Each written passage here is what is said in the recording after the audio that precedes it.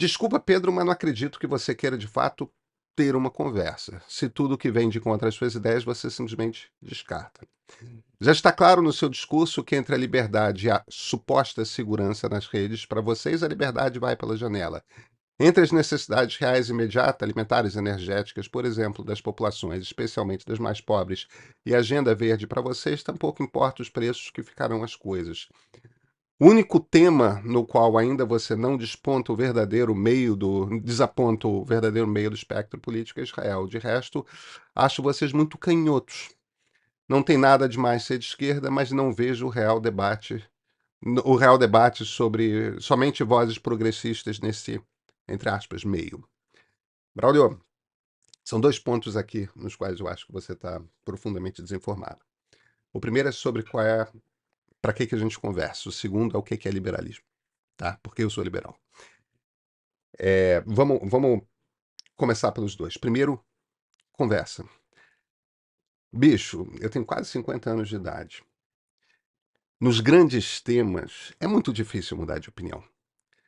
Não quer dizer que eu seja tacanho, teimoso ou qualquer coisa. Perante um bom argumento, é claro que eu vou mudar de opinião. Perante dados novos que desprovem aquilo que sustentava as coisas nas quais eu acredito, eu vou mudar de opinião.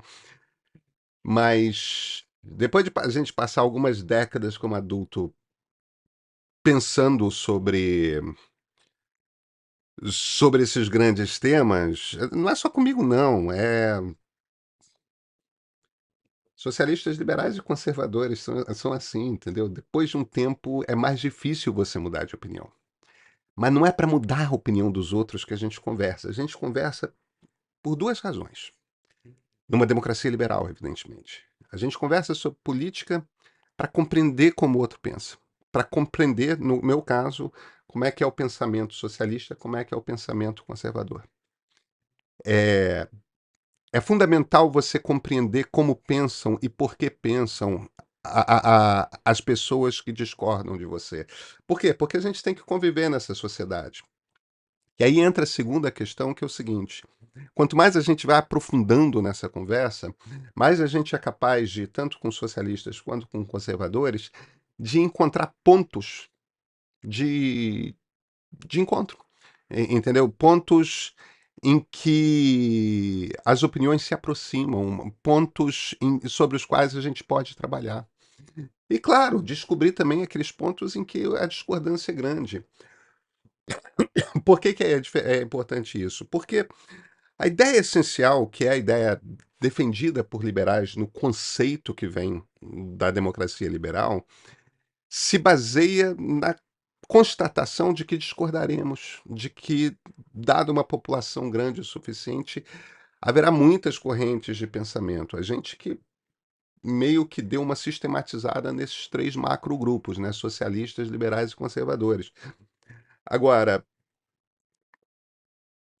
é meio que dada essa obrigação para os cidadãos que estão dispostos a ser cidadãos nessa democracia, a conversa continuada e a busca continuada de pontos em comum em cima dos quais a gente possa trabalhar. E a disputa política e a construção política e a melhoria se dão a partir dessa conversa. A curiosidade de compreender como o outro pensa, principalmente quando o outro pensa diferentemente de você, é muito mais rica e muito mais motivadora do que a sua ambição de envolver seu mundo de opinião. Então, eu acho que você não entende por que a gente conversa. A gente conversa para aprender, não é para concordar. Entendeu? A gente não precisa concordar, dificilmente concordaremos. Isto é uma das coisas que são dadas nas democracias. Aí vai para o segundo ponto. Você fala muito da palavra liberdade e, sabe, na Europa, na Europa Ocidental, as pessoas têm muita clareza do que um liberal é e o que um liberal pensa.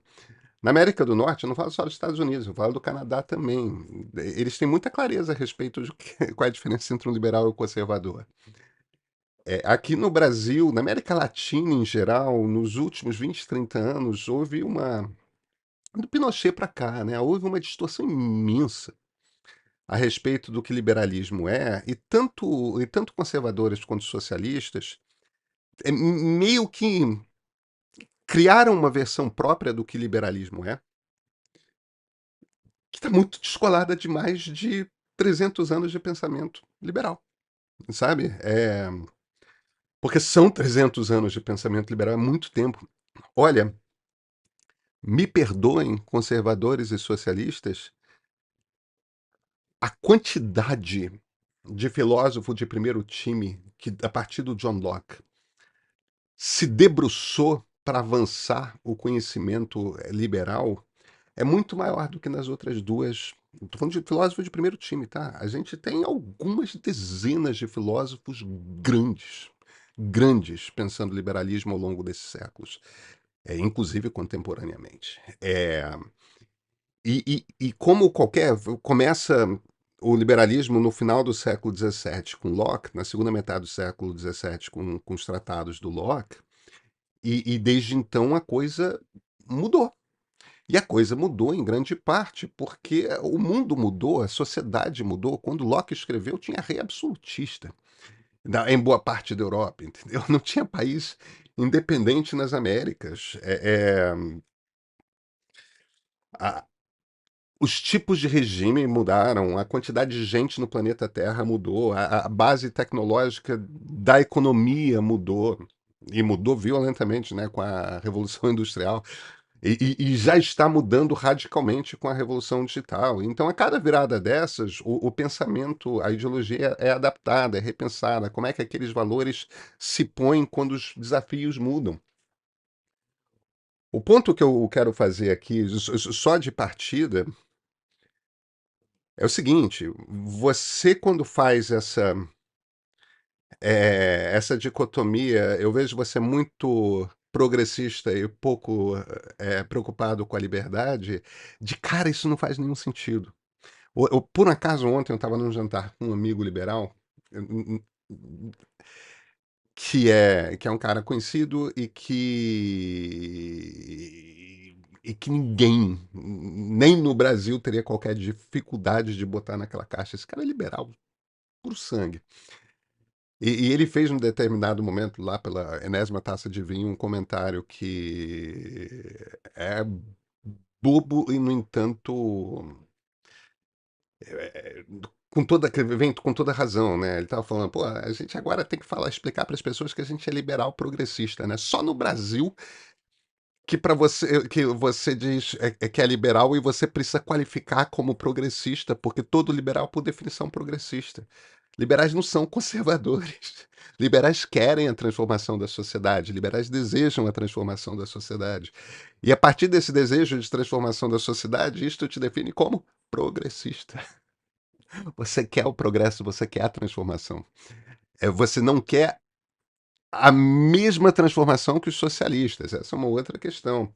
Mas em temas como justiça social, a gente vai definir de formas distintas justiça social, mas justiça social nós queremos, um país mais inclusivo nós queremos, tudo mais. Então, como é que se define, como é que se estuda liberalismo se é um troço tão grande?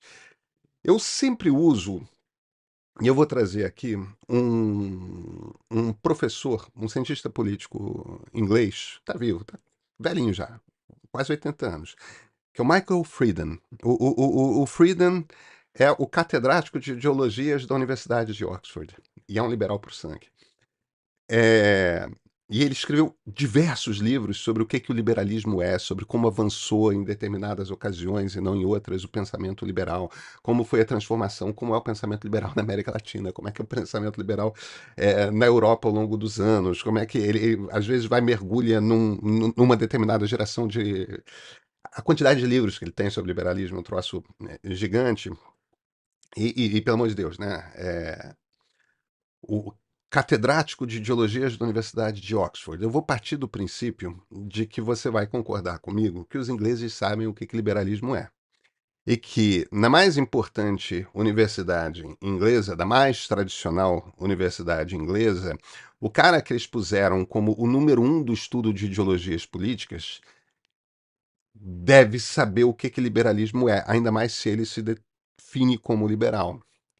Então, Michael Frieden, ele tem um livrinho curtinho, uma introdução ao liberalismo, que é da Cambridge University Press, an Introduction to Liberalism, que você vai... Ele tem outros livros sobre o assunto, mas esse é pequenininho, se você lê em inglês, você mata ele numa tarde.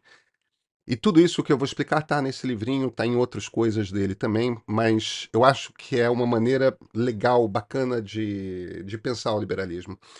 O que o Frieden faz é o seguinte, olha, o liberalismo é um pensamento que vem em camadas. A cada virada de geração é como se você pusesse mais uma folha em cima, e é uma folha translúcida, de forma que o conteúdo das folhas lá mais embaixo, você continua vendo aquele conteúdo, mas você vai depositando mais camadas de valores. Ele vê do Locke até mais ou menos hoje, 5 camadas de pensamento liberal, tá certo? A primeira camada é o Locke. É aquilo que o Locke traz e provoca no início ali do iluminismo na França, na Alemanha, na Escócia, na própria Inglaterra, né? A provocação que nasce com Locke, que é, evidentemente, ele estava olhando para uma Europa em que boa parte dos governos ainda eram tiranias, né, de reis absolutistas, e o Locke está muito preocupado com alguns conceitos. Ele está preocupado, o Locke e aqueles caras logo depois do Locke, né? Está muito preocupado com a ideia de liberdade pessoal, com a ideia de que o rei não pode simplesmente decidir entrar na sua casa, entendeu? Então, ele começa a falar do seu direito à propriedade, ele começa a falar de um estado de leis, entendeu? E no qual evidentemente, todos os cidadãos estão igualmente submetidos àquelas leis. Então, todos somos iguais em nossos direitos e deveres. Ele começa a falar em direitos naturais, ele vê a liberdade como um direito natural, quer dizer, a gente nasce livre, a gente nasce com direito a sermos quem nós queremos ser. E então, de certa forma, o Locke vê um mundo em que tem a relação de pessoas com pessoas e de pessoas com governos. E ele está muito preocupado em desenhar como é que essa relação se dá. Então é aquela coisa do contrato, do Estado de leis, quando a gente fala do Estado democrático de direito, essa ideia está ali ancorada nessa primeira geração, nessa primeira camada do pensamento liberal. Aí você vem e lá por meados do século XVIII, 60, 70 anos depois do Locke, você tem, em direção à segunda metade do século XVIII, né, você tem a segunda camada do liberalismo. Pensa Adam Smith, pensa David Ricardo, tá?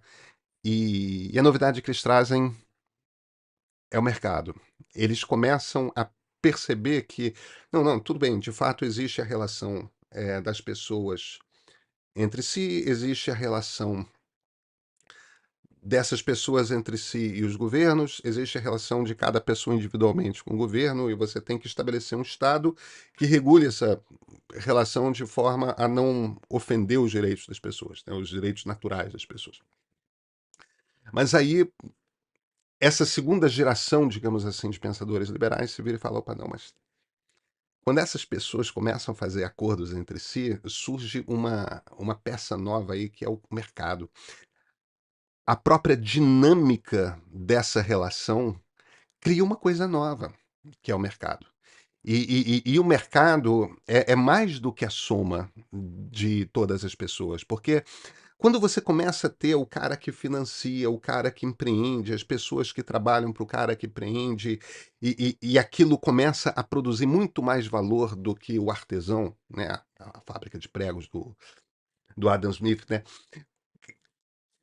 Aquilo cria um novo tipo de valor. Aquilo cria uma possibilidade de criação de riqueza, mas também uma possibilidade de criação de conhecimento.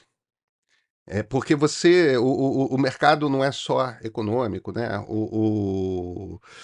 Quando você tem no fim das contas, a gente está falando No fim das contas, a gente está falando de uma coisa especial que é a união de muitas pessoas juntas, livres para fazerem acordos entre si, cria possibilidades para a humanidade de ampliação do conhecimento, de ampliação da criação de riqueza, que não existem numa sociedade desorganizada. E, e isso precisa ser cuidado pelo Estado. Para que esse ambiente seja frutífero para o todo, entendeu? Isso é bom para todo mundo. Aí você tem uma. Então, começam a aparecer liberdades que, evidentemente, não vão ser naturais, né? Porque o mercado só surge quando você surge uma sociedade. Então, não é uma coisa que nasce intrinsecamente com você, ser humano. É uma coisa que nasce quando os seres humanos se encontram. É uma coisa pós-cultura. É já com uma sociedade posta. E, no entanto, é um valor que nós temos coletivamente. Aí você tem uma terceira camada, e essa terceira camada,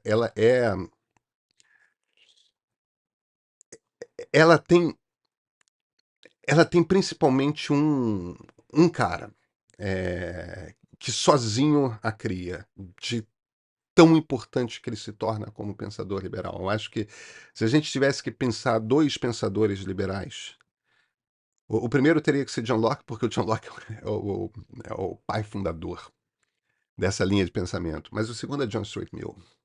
O Mill viveu entre a primeira e a segunda metade do século XIX, é um cara que é contemporâneo ao Marx, que está em Londres como o Marx está, e que está vendo a mesma coisa que o Marx viu, né? Porque quando o Smith e o Ricardo estavam olhando para a Revolução Industrial e a vendo como uma coisa potencialmente muito criativa, geradora de riqueza, eles não viram um avanço da Revolução Industrial. E o que o Mill começa a olhar mas pera um instantinho, é, a gente tem um problema aqui, porque você está com uma quantidade grande demais de pessoas nessa sociedade que tem que trabalhar 10 horas por dia para conseguir comer e só comer.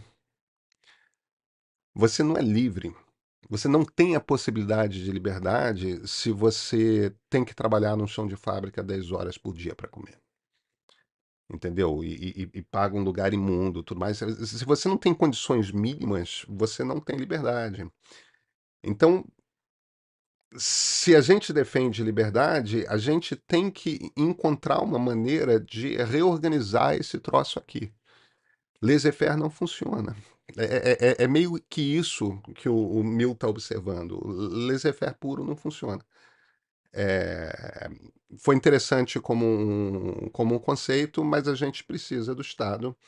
Se o objetivo do Estado, desde o início ali, o Estado liberal, é permitir um ambiente de liberdade para cada um dos seus cidadãos, o Estado tem um papel em garantir que as pessoas não se tornem essencialmente escravizadas de um emprego que garanta a subsistência e não mais. O meu vai além, ele começa a falar em educação pública, entendeu? Ó, se para você ter a oportunidade de ser aquilo que o seu potencial humano te permite ser, então você tem que então você tem que ter, por exemplo, educação.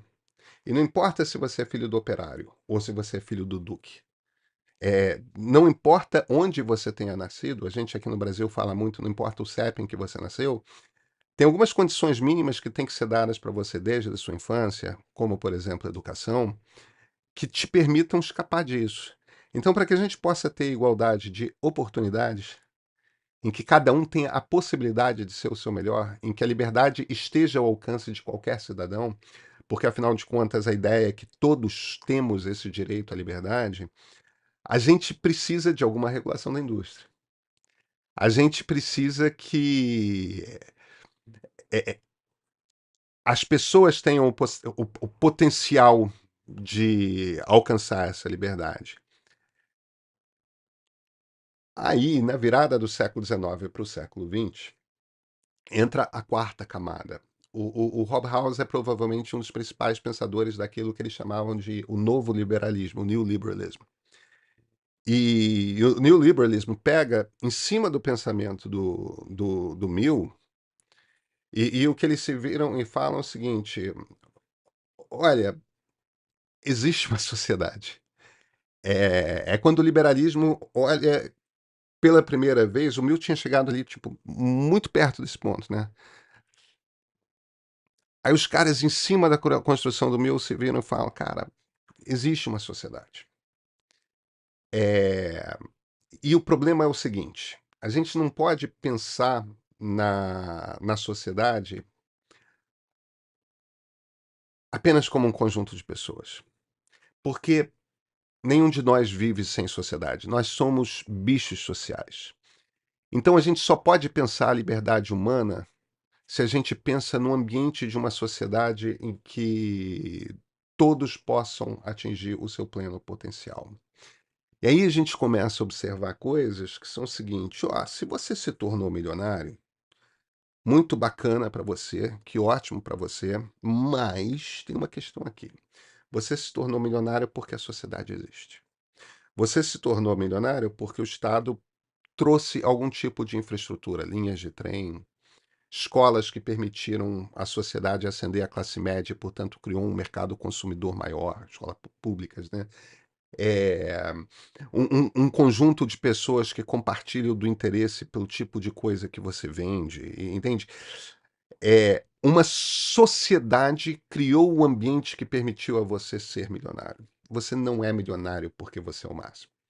Você é milionário por conta dos seus talentos, você se tornou uma pessoa famosa por conta dos seus talentos, mas sem a sociedade você não é nada, você não teria.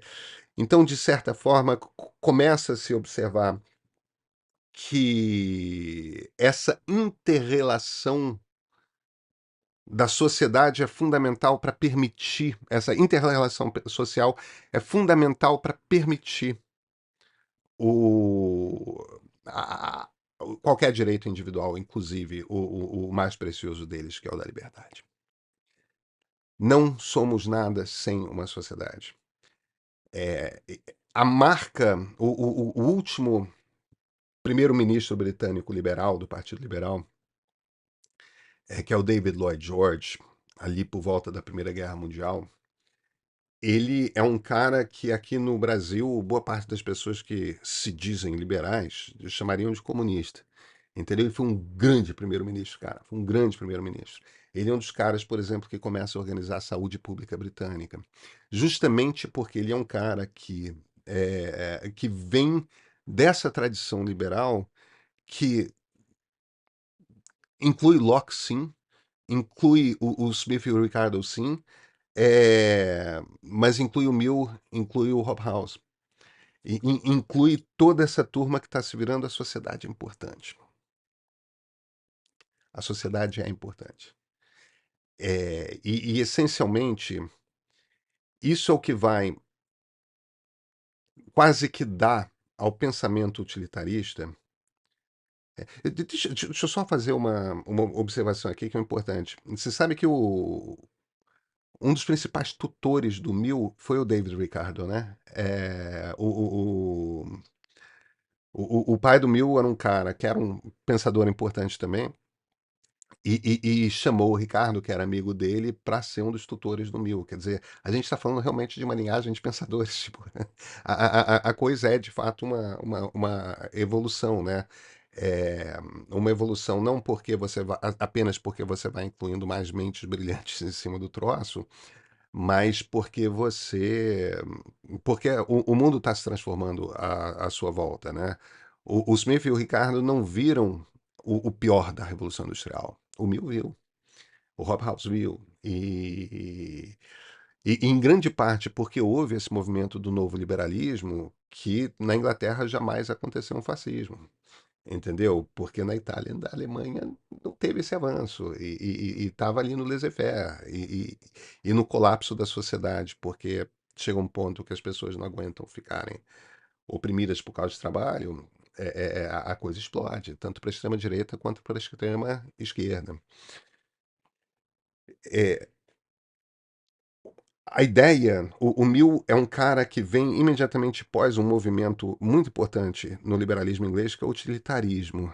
E eu gosto muito de pensar em termos utilitários. E o raciocínio do utilitarismo é sempre o seguinte: se você está num dilema entre duas liberdades, entre dois direitos, o fulano tem direito a isso, o Beltrano tem direito àquilo, e é difícil você fazer a divisão. Como é que você toma a a sua decisão? E a maneira como você toma a sua decisão para qualquer utilitarista é muito simples. É que é mais útil para mais gente. Em- Se você tem que sacrificar um dos direitos, porque você está nessa dúvida, o que é melhor para mais pessoas? E você toma a decisão do que é melhor para mais pessoas.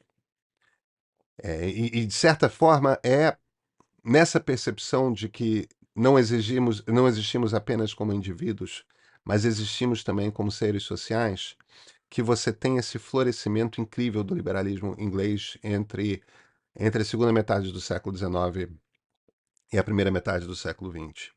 E aí, já num ambiente pós-guerra, você deposita ali uma quinta camada. E o que essa quinta camada observa é o seguinte: opa, esse negócio de sociedade é ainda mais complicado. Não dá para você olhar para a sociedade como uma coisa una. Porque dentro da sociedade existe uma disputa política que se dá entre grupos. Entendeu? Cara, movimentos civis. Entendeu? Movimento negro, movimento LGBTQIA, movimento das mulheres, movimentos por liberdades civis, né? Os movimentos sociais. Você tem grupos religiosos que atuam organizadamente em prol de sua visão. Você tem sindicatos, sindicatos patronais, né? Na sociedade, as pessoas se agrupam por interesses comuns, de muitas formas diferentes, né? É, é, e, e o embate político na sociedade raramente se dá entre indivíduos, se dá por grupos organizados. E esses grupos organizados, o que um liberal olha, quando um liberal olha para esses grupos, o que ele vê é um conjunto de pessoas que acha que a sociedade tem que mudar num determinado sentido e que se reúnem para ter o poder de pressão daquela quantidade de vozes. E isso é legítimo. Isso é absolutamente legítimo. Então, como é que você organiza as regras para o encontro desses diversos grupos, de forma que grupos minoritários não sejam esmagados, que grupos com menos acesso a poder não sejam esmagados, que você tenha algum tipo de, de igualdade de vozes. Entendeu? Se igualdade de forças não é possível, igualdade de vozes. Como é que você organiza a sociedade nesse sentido? Então, compadre, o liberalismo é isso, entendeu? O liberalismo é um esforço gigante de tentando, reconhecendo o que são os bichos emocionais, tentando manter alguma racionalidade, tentando manter a maior quantidade de racionalidade possível, sendo estritamente fiel ao método científico sempre que é possível apelar ao método científico. Por que que filósofos, economistas liberais são ortodoxos e os não liberais são heterodoxos? Por causa do método científico, entendeu? Eu sei que vai ter um bando de economistas reclamando, mas no fim das contas é isso, é o que você consegue constatar pelos números e o que você acha, né? Ou o que você lança de outras ferramentas das ciências sociais para ter uma intuição ali de que um determinado caminho possa ser viável, tal. O liberal não vai ter como ser um economista heterodoxo porque isso é incompatível com a cabeça de um economista liberal. É, o ponto aqui, você, por exemplo, se vira e fala: ah, entre a liberdade e a economia verde, você vai pender para a economia verde. Vou. Ciência. Eu sou liberal. Eu não vou discutir com o dado. Entendeu? Se tem uma catástrofe iminente e a gente precisa descarbonizar, vamos ter que pagar o preço. Aí vai ser caro mesmo. Entendeu? Se entre garantir a liberdade individual de gente muito pobre, de ter um ambiente que permita a elas crescerem, outros pedaços da sociedade vão ter de ser sacrificados, tá? É o melhor para maior quantidade de pessoas. E não só isso, se você não está lutando por uma sociedade no qual a liberdade individual é um direito de todos, e liberdade só pode existir se você tem condições mínimas de poder chegar ao máximo que você, pelos seus talentos individuais, consegue chegar, porque no Brasil não temos. Então você não tem liberdade. E se você tem um governo que ameaça o Estado democrático de direito, você tem que resistir a esse governo. Entendeu? O direito de se revoltar contra um governo que impõe tirania é loca, é base, é a primeira camada. Entendeu? E se isso exige, inclusive, cercear acesso ao debate público, aqueles que estão falsificando o debate público, falsificando informação, no momento em que a ameaça está dada, isso faz parte do jogo. Isso está no Popper, entendeu? Karl Popper, pensador austríaco dos anos 30, 40, liberalíssimo, entendeu? Que é o paradoxo da tolerância. Aí você vai se virar e falar: ah, não, mas eu não acho que estava ameaçando. Bicho, tá, tudo bem. Se nem o 8 de janeiro te convence, entendeu? Se um cara que se vira e fala que não confia no sistema eleitoral que a gente está usando há 20 anos não te convence de que o cara é uma ameaça à democracia, aí tudo bem, é uma coisa que você não quer enxergar. Então, eu sou um liberal. E por ser um liberal, isso quer dizer que eu não estou olhando para o meu umbigo. Eu estou olhando para a sociedade toda. É, você quer enxergar isso como canhoto? Tudo bem. É um direito seu você me chamar do que você quer me chamar. Mas a base de como eu entendo a organização de uma sociedade é isso que eu acabei de descrever. E o que eu acabei de descrever é de uma maneira muito simples, usando a estrutura de pensamento do Michael Frieden, 300 e tantos anos de pensamento liberal.